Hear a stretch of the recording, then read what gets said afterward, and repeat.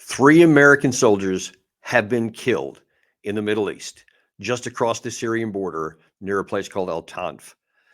This is something I'm going to do my best to maintain my composure here because I want to be professional, but I am angry. I'm angry because I have been warning for months and actually for years that we risk losing American soldiers and their lives for no gain to our country in a way that was entirely avoidable.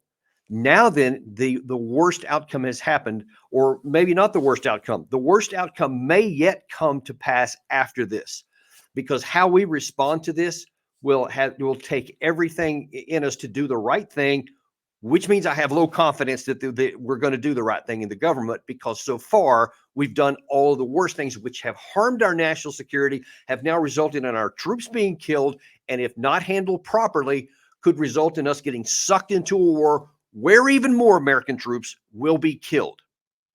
Here's what I want to make sure you understand. Now, for those who may not have seen yet, there was 3 Americans who were killed overseas just hours ago. Gary, if you can throw that map up there. This was, like I said, it was actually in Jordan. It was just on the Jordan side of the Syrian border. It was a place called Tower 22, which means it was just a small outpost, and it was held up there where some of our troops were overwatching a base that we have, Al Tanf, in Syria. But like all of these things that I keep saying over and over, basically these guys are just a little dot on a map that they have to try and protect themselves as much as doing any job. Now, as we have had on our show here not long ago, back in November, when we were one of the times we were complaining about these pointless risks to our troops, we put on here a thing by John Kirby, who made this rather inaccurate claim. We're not looking to escalate, but we absolutely have a viable mission in Iraq and Syria to go after ISIS, which is still a viable threat. And we got to make sure that we have the troops and the capabilities to do that, which means they need to know that we're going to do what we have to do to protect them. I would note that the flurry of attacks that occurred just in the wake of the strikes we took over the weekend were ineffective, no injuries, no significant damage, and most of them were intercepted. Okay, that's nonsense. There is no active counter-ISIS mission. Does anybody think that a handful of guys on Tower 22 were actually going after ISIS, or that the troops in Al Tanf were going after ISIS? Now, they may have been able to take out a leader here and there, and it doesn't make any difference. It hasn't made any difference for years.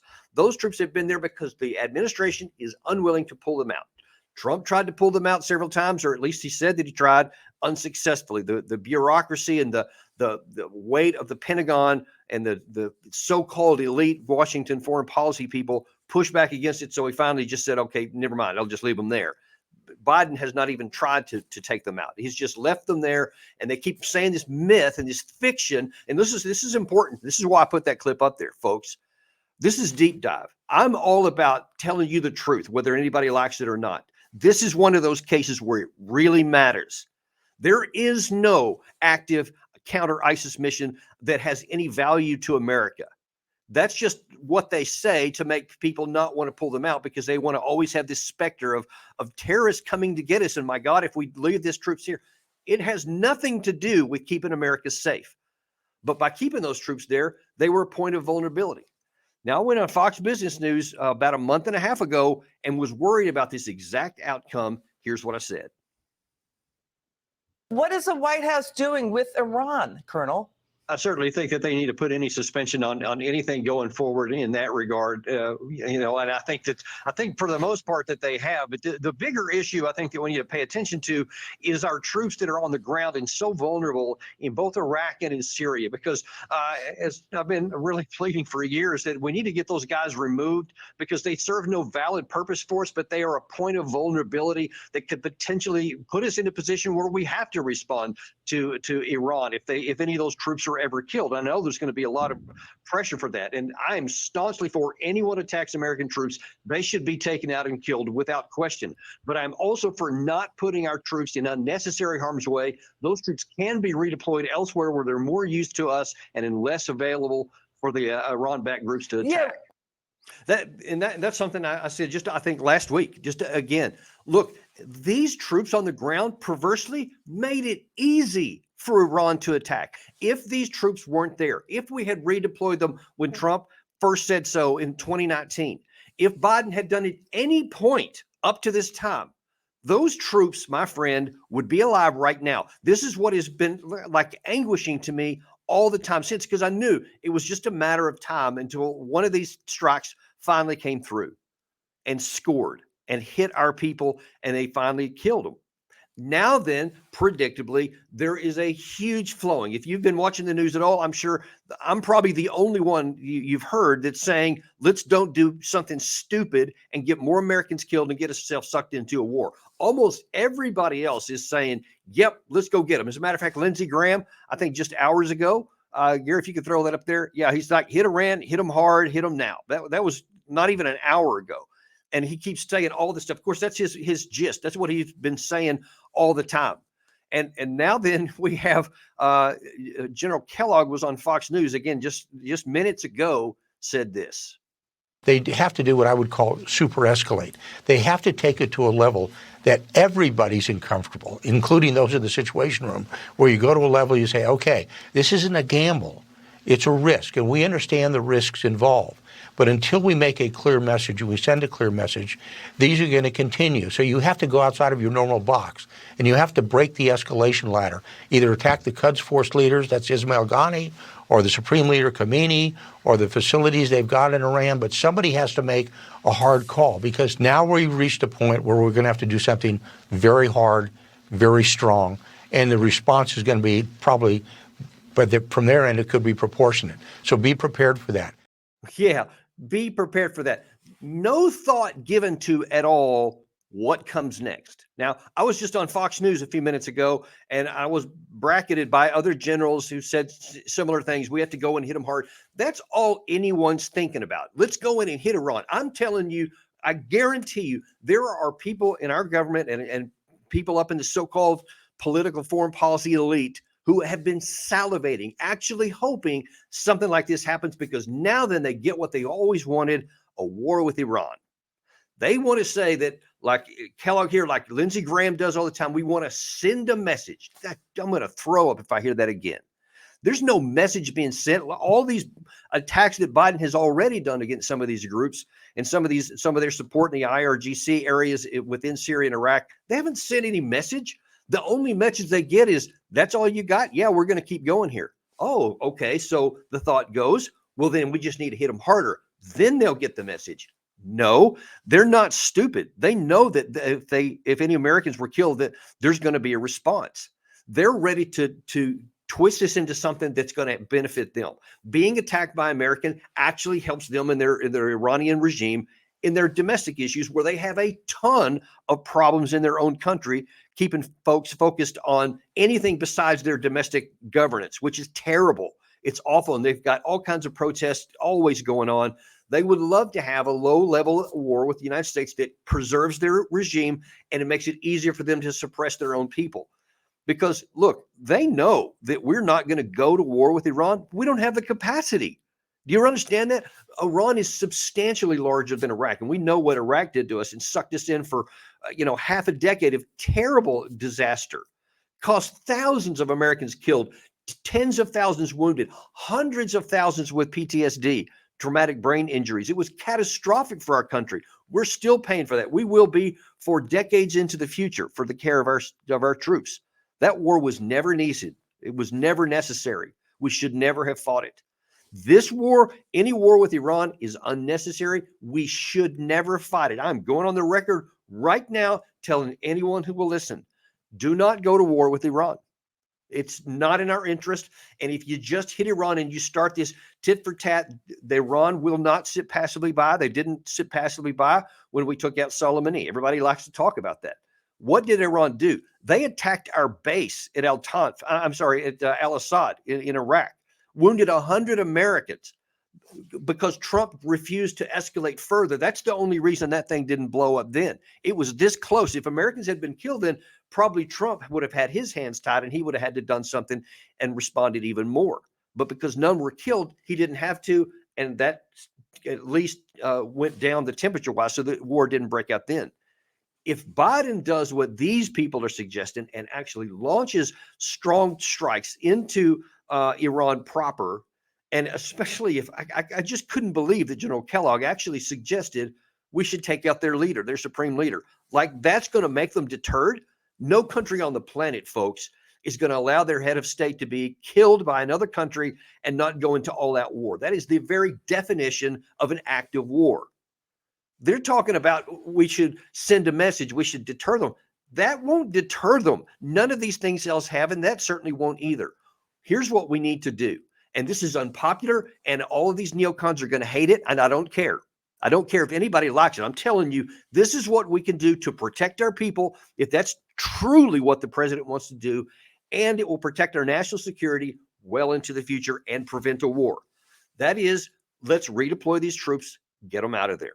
All these, everywhere, every one of those little dots you saw on that map where there's troops that we've seen, or that the Fox map showed, those people need to be withdrawn. They're not doing anything for our value here.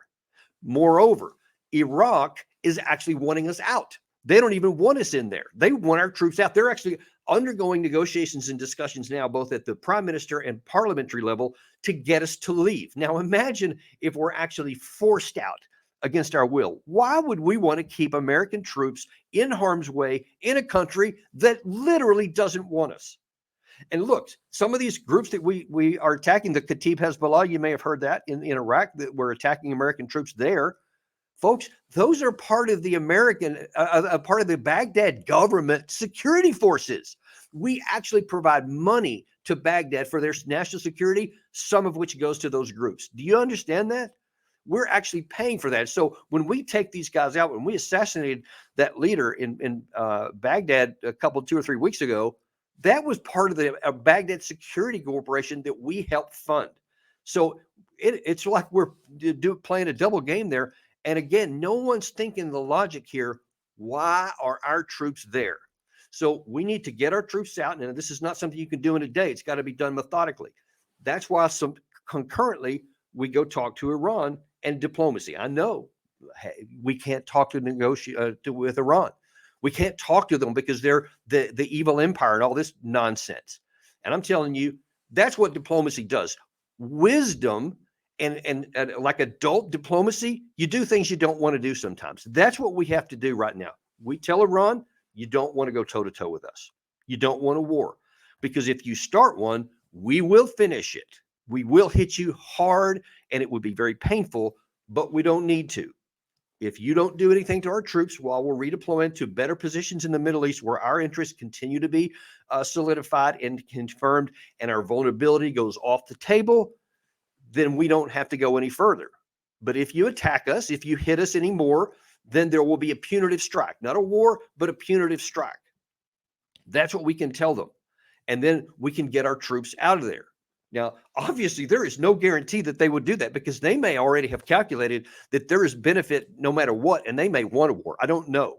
And so it may already be too late to do what I said, but that's the one that makes sense. What doesn't make sense is what these people like Kellogg, like Lindsey Graham, like Jack Keane, I haven't seen him yet, but I guarantee you he's making these same kind of statements again, because he's always done it.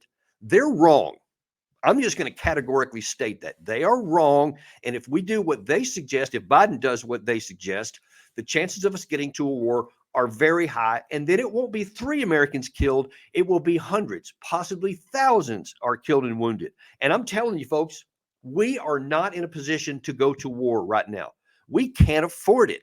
We don't have the troops. We don't have the training. We definitely don't have the ammunition, the air defense missiles, all the things that you would need to sustain a war over time.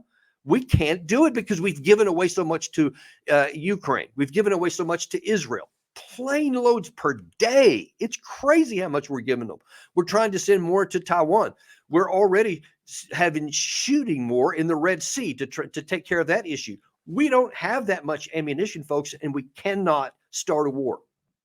It would be emotionally satisfying, and everybody's loving to beat their chest today about Americans were killed, so we got to go send a strong message.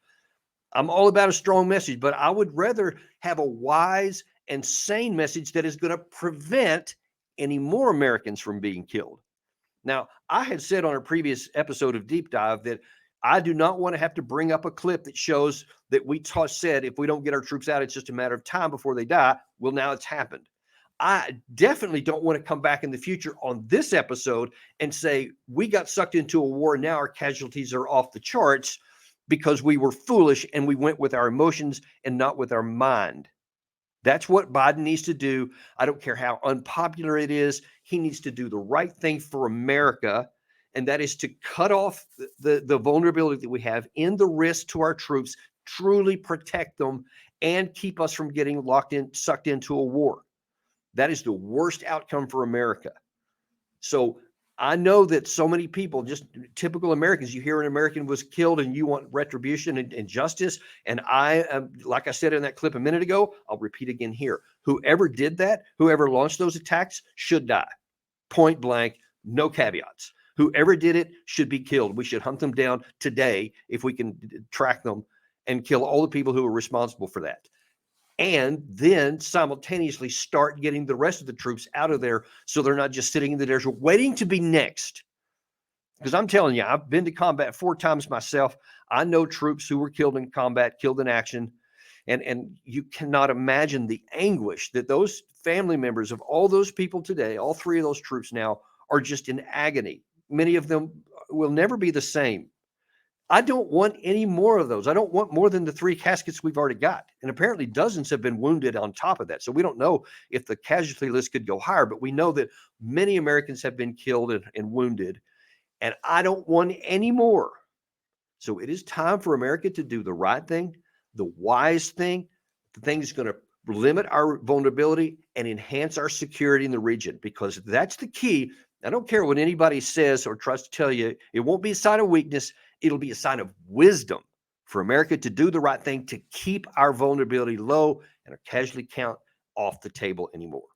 That's your deep dive today. We are going to stay on top of this. This is an evolving situation. It's so ironic. We have a live show planned, I think, at noon tomorrow. We had been planning already to talk about why we need to get our troops out of Iraq and Syria. We're definitely going to hit this again tomorrow. You'll definitely want to tune into that. We're going to have Doug McGregor on, and we were going to talk about a different issue. We may jump on this instead, but you're going to want to hear what he has to say.